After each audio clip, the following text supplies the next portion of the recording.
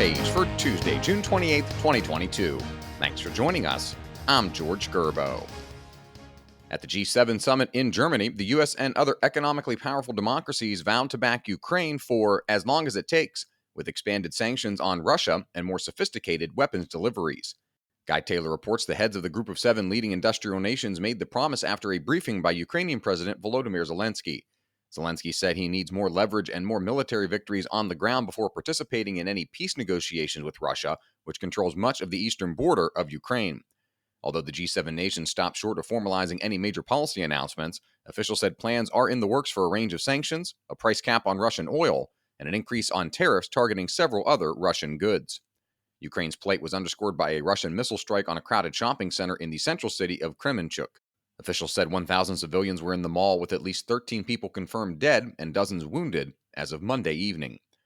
For President Biden, some of his efforts to reaffirm support for Ukraine at the summit have been undercut by domestic woes, which have left him weaker than he was at last year's summit.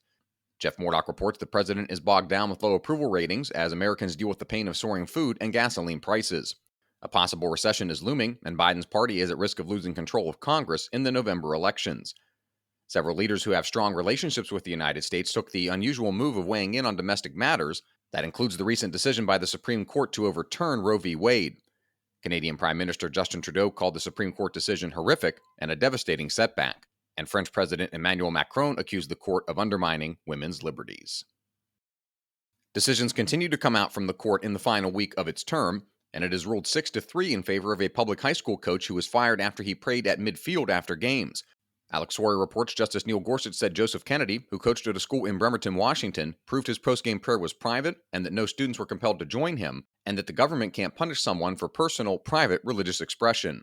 In dissent, Justice Sonia Sotomayor argued that the court's decision effectively overrules Lemon v. Kurtzman, a 1971 case that set out a complicated test to determine whether and when the government was unlawfully endorsing or encouraging a particular faith or religion. The Lemon test, as it became known, said a government's action must have a non-religious purpose, and its effect must not promote or inhibit religion, nor constitute excessive government engagement with religion. Gorsuch, in the majority opinion, said the High Court long ago abandoned Lemon and its endorsement test offshoot because of confusion and inconsistency. You can read all these stories at WashingtonTimes.com/front page. You can also find us on any podcast platform by searching Washington Times in your favorite podcast app. A political shift is beginning to take hold across the nation as tens of thousands of suburban swing voters who helped fuel the Democratic Party's recent gains have become Republicans. More than 1 million voters across 43 states have switched to the GOP over the last year, according to voter registration data analyzed by the Associated Press. The previously unreported number reflects a phenomenon that's playing out in virtually every region of the country. Nowhere is the shift more pronounced than in the suburbs, where well-educated swing voters who turned against Republicans in recent years appear to be swinging back. It's happening in suburbs of cities including Denver, Atlanta, Pittsburgh, and Cleveland. Republicans also gain ground in counties around medium-sized cities, such as Harrisburg, Pennsylvania, Raleigh, North Carolina, and Augusta, Georgia. And finally, the Union for Immigration Judges has asked the Justice Department to revisit its ouster of several judges hired during the Trump administration, questioning whether the firings were illegal. Stephen Dinan reports the National Association of Immigration Judges said in a letter that 3 judges had each received satisfactory performance evaluations during their 2-year probationary periods. That made the decision by the Executive Office for Immigration Review to remove them at the end of that period all the more striking.